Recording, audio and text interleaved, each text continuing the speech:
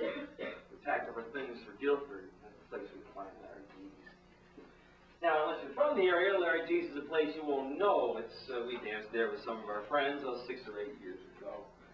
And it's a little dimly lit room with a jukebox and a bar and a beat-up old wooden floor. And, a pool table, a dozen bar stools, not room for a hell of a lot more. So that year we decided we'd pass it by, and it was just too many of us coming to see.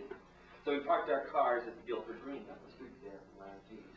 And the sky began to turn ugly, and it looked like it might get wet. But it had been raining on and off for 4 or 5 days, and that hadn't stopped us yet. So a couple of sides started to dance, and the rest of us loitered around. The cooks dragged the coolers out of the cars and onto the ground, so they lined up a beautiful banquet right there underneath the trees. It was lunch extraordinaire in Guilford, right up the street there from Larry G's. But then the sky opened up and the rain came down, and you swear the clouds had just broke. And some of us hid all the cookies and bread, and the rest of us just stood and got soaked. And you heard that old riddle about what a dancer wears under the kit? Well, there was no question that after at least a little bit. But then the millstoners started whining, and the Merrimack started to sneeze, and so I trudged down the street in Guilford there to seek refuge in Larry G's. I stuck my head in, I got 70 people here soaked to the skin.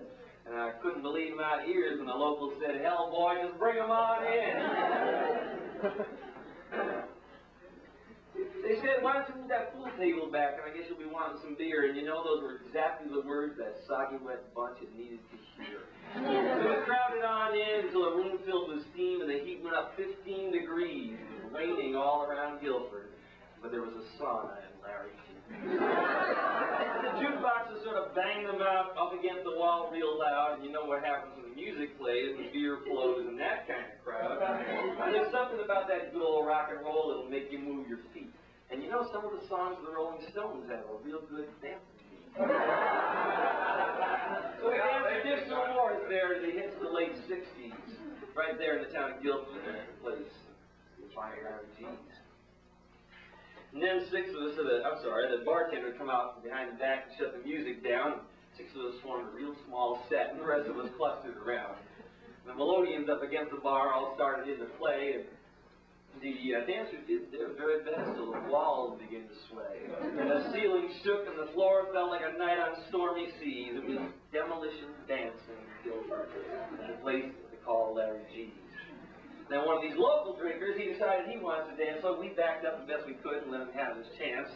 You know, I didn't know the tradition, and perhaps I had too many beers, because he jumped around and he waved his arms like he'd been doing it for years. Stand his feet there on the floor and shouted and slapped his knees in a dance from the village Guilford, in a place we call Larry G's. Well, we got tired of dancing, so we started to sing, and you know, 70 people in that kind of space can make the rafters ring. We sang around the workers' beer and the good luck to the barley mow and goddamn all those privateers and every other song.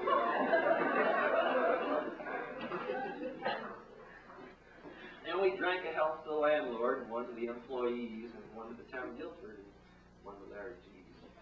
Then I looked at my watch and realized it was time to be moving on. I stuck my head out the door, and the rain had stopped and the clouds had hardly gone. And the sound of the singing carried real well to the street, as I'd known that it must. And this neighbor lady was standing there with a look of pure disgust.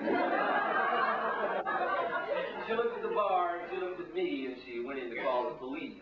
Cleaned up the town of Guilford and closed down Larry G's. So I went back inside and I got their attention. I said, "It's time we was gone."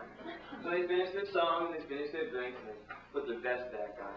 We gathered up all the empty glasses, and then what do we do, you may ask? We gathered up all the empty glasses, we went to pay for our beer, and they just laughed, and they said, "Your money is no good here." So afterwards, I wrote them a nice letter and sent them a t-shirt for free. In memory when we danced in Guilford. Place they call Larry.